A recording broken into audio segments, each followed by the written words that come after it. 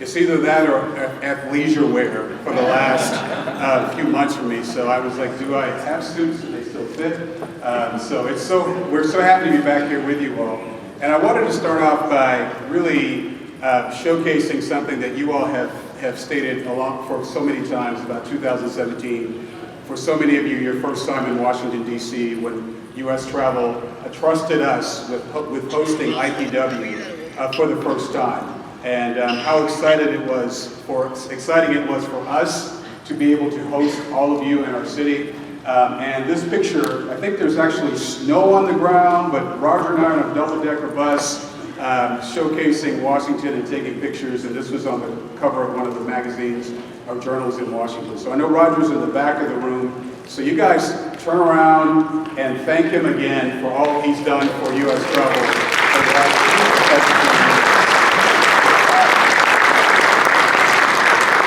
No, Roger, you're supposed to do like this in the video, not like that. That's my post. So it's been a pleasure working with U.S. Travel Association and with Brand USA and U.S. Travel Association, them giving you all some insight as to some of the things in which they're focusing on as it pertains to travel to the U.S.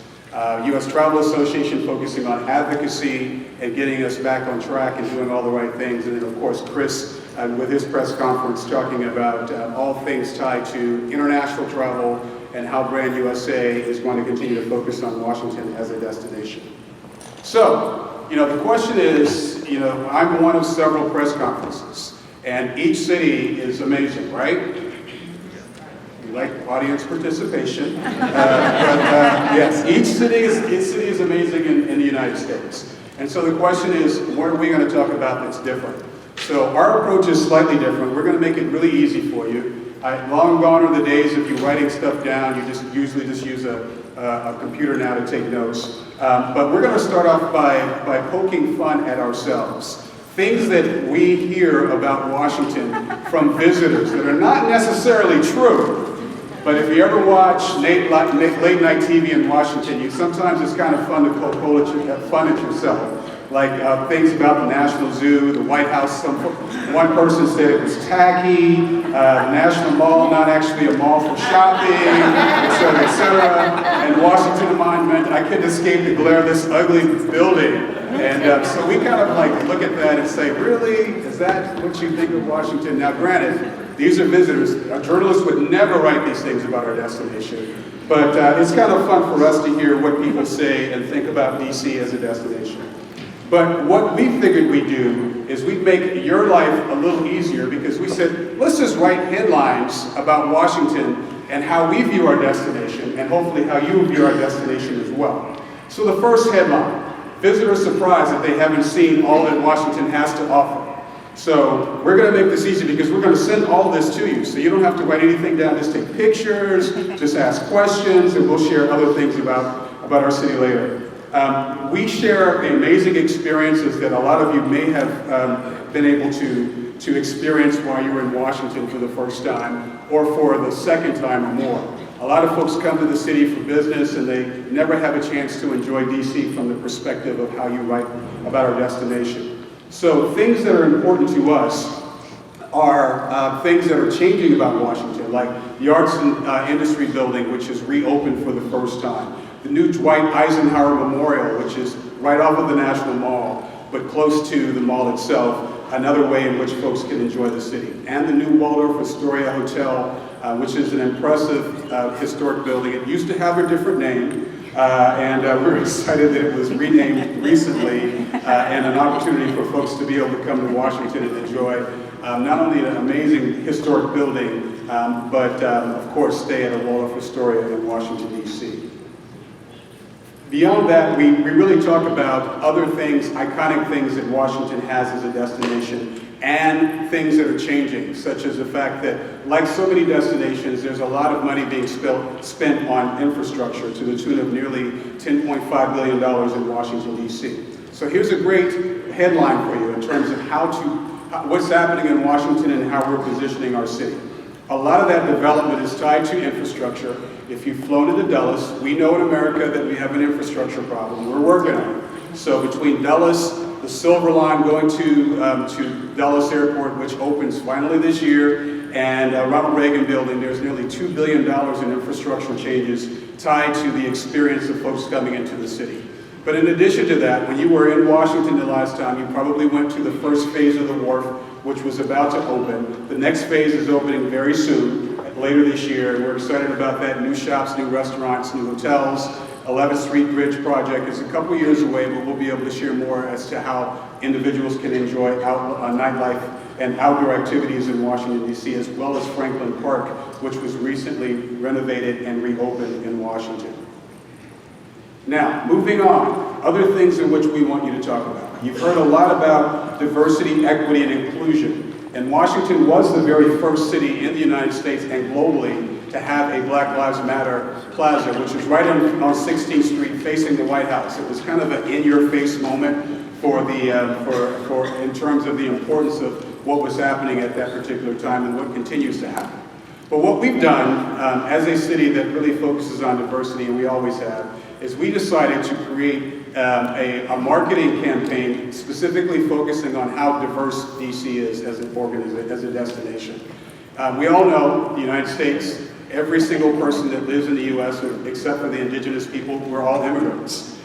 Maybe not everyone in the U.S. knows that, but we know that as a destination. And we showcase it as we promote Washington as a destination as well in terms of our DEI district, which is on our website, how we showcase what is now known as protest tourism, something that did not exist, but now people are coming to Washington and saying, hey, we want to see exactly what exists after 2020, 2021, as America was facing and grappling with racial discord in our country. So we're excited about it. We're excited that our mayor was the first to do it. And what's on Washington.org is a great opportunity for visitors to see exactly how to enjoy Washington post what happened over the last few months. Beyond that, we do talk about other things that are happening in the city, such as the Smithsonians that are in the city.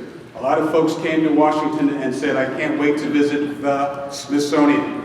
And we'd smile and say, silly people, there's 17 Smithsonians in the city and in the greater area. And all of them are free, as a lot of you know. Now here's a fun fact.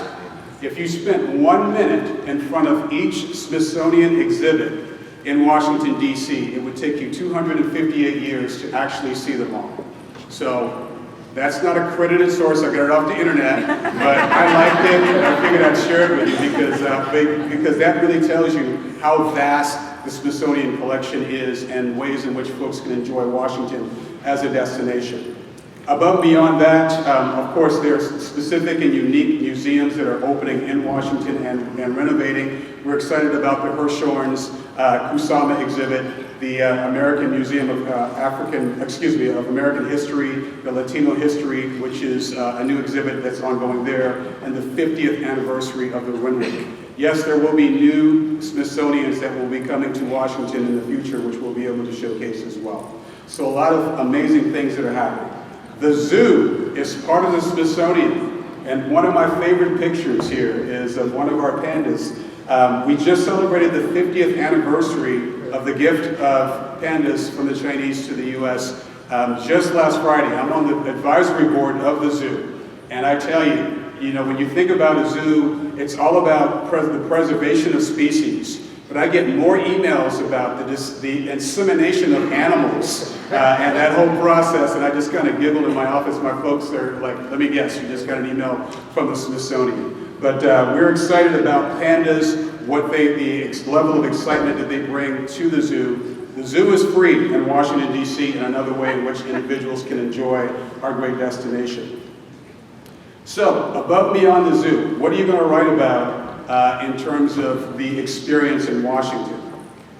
We are going to talk about the fact that we find value in things to see and do in Washington. On our website, there are 100 things that are free. Granted, every city globally is going to talk about how amazing their destination is. But how many actually can first-tier cities have a value-added, built-in way in which individuals can come to their destinations and not spend a lot of money? So we're always excited about ways in which we can encourage folks to come to Washington and enjoy our city, be it for one day, hopefully more than that, because you guys are going to focus on that, for 3 or 4 days in the city and in the region, Capital Region USA. Scott is here representing the state of Maryland, Virginia, DC, and the Airports Authority, and how we promote the region as a whole. So we're always excited about the fact that DC is a value-added destination for visitors coming to the city. Above and beyond that, of course, we are always focusing on signature events. A lot of you know about the Cherry Blossom Festival, which happens every single year. It attracts nearly 2 million people, about 1.5 million people to the city, especially before 2019. The gift of cherry trees from the Japanese community over 100 plus years ago. There are other signature events in Washington that are also free. The Cherry Blossom Festival, Passport DC. There are over 175 embassies in Washington. During the month of May, you just missed it. Each weekend, it could be the EU embassies on the first weekend, and maybe 10 of them will open their doors. Few people know, I know you guys know, when you are in an embassy, you're in that country. So just imagine coming to Washington, going to the Greek embassy, various embassies in the EU, saying you were in those countries, enjoying the food, the culture, and all the other experiences. We're also celebrating the centennial of the Lincoln Monument, and of course other events, Capitol Pride, which is ongoing in Washington right now, and of course it's ongoing here, the Smithsonian Folklife Festival, and one of my favorites, the Jazz Festival, which will be over in September in Washington, DC. So major events and activities are part of the experience. The food scene in Washington is great. Of course, it's my job to talk about how great the food scene is, but this should be your headline. The food scene has critics seeing stars simply because we were the 4th city in the United States in 2017 to have its own Michelin guide. So in addition to me telling you how great the food scene in Washington is, we're always excited when of course, the French, Michelin comes to our city, and they've just printed their recent guide that basically talks about how great the food scene is in Washington, D.C. So we love the fact that folks come to eat their way through the city. When you have over 170 embassies and all of those ethnic groups that are part of our community, just imagine how vast the food scene is in Washington as a whole. So above and beyond that, we love the fact that folks come to Washington, D.C. for so many different experiences. You know, Brand USA focuses on promoting the U.S. as a whole. I see Chris in the back of the room. He's a transplant Washingtonian, and I love being his concierge. When he first moved to D.C., what should I do? Where should I go? And so sports plays a huge role in that experience. So your next headline, District of Champions. What does that mean? From our perspective, that means our women's basketball team, our men's baseball team, our hockey team, and our women's soccer team in the last 5 years have all won national championships. So we're always excited about individuals coming to Washington to enjoy all the things they love about our destination, but also enjoying the sports scene in Washington. I'm sure you're all familiar with the All Blacks, the New Zealand rugby team. They were in Washington last year to play our rugby team. And they showed us how rugby was really played, but that's not the point. The point was they were in Washington, D.C., and they had an amazing experience with the 1874 Cup, which we had a chance to host not long ago. So we're always excited about that, and the fact that we're part of the bid with the city of Baltimore for the 2026 World Cup. So we're keeping our fingers crossed that we'll be a part of that experience and be able to invite visitors from all over the world to our great destination. So, economically speaking, visitation is important. We've been focusing more on domestic visitation because that's really all that was happening. But as you heard from Chris, you heard from Roger, international visitation is continuously improving in the United States, and we want a part of it, of course. We were doing so well before the pandemic. We recognize that the international traveler is about 7% of all visitation of the 25 million visitors that we had before the pandemic, but 27% of the spend. So our offices, in addition to Capital Region USA, around the globe are continuously focusing on ways to keep Washington in the forefront of individuals' minds as we're looking at folks traveling back to the United States. As U.S. travel focuses on visa issues, making it easier for the international visitor to come in without and waiving some of the criteria in terms of coming into the United States, the offices that you see here on the screen are focusing on ways in which we can continue to remain relevant in the marketplace as we're trying to get back on track. And of course, with Brand USA, we rely very heavily on them, and of course the funding in which they receive to help us promote our destination as a whole. So wrapping things up, here are your headlines.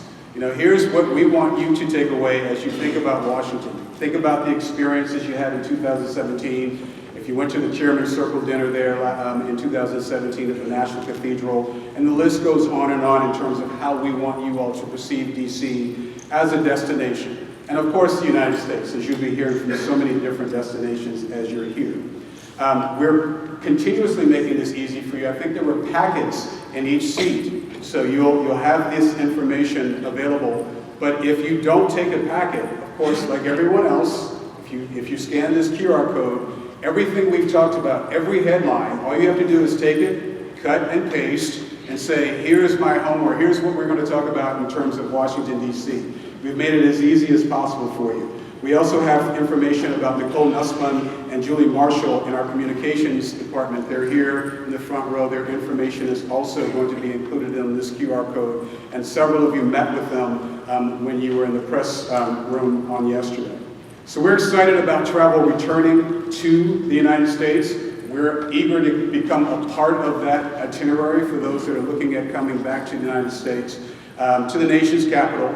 We're more than just monuments, memorials, and museums. We're a great destination. It's a way to experience the real DC and experience the nation as a whole. So with that, I thank you for being here. I know there's several other things you can be doing while you're here in Orlando, being on a roller coaster, doing some other fun stuff in the city, but it's important that you all are here. And I'd be happy to answer any questions that you all may have as it pertains to what's happened in Washington since we hosted IPW in 2017, or anything else you might want to know about Washington. And if I was that thorough, then I'm fine with that. But there's always someone. No, I can't get you tickets into the White House. I'll start out sometimes, maybe on a proper day.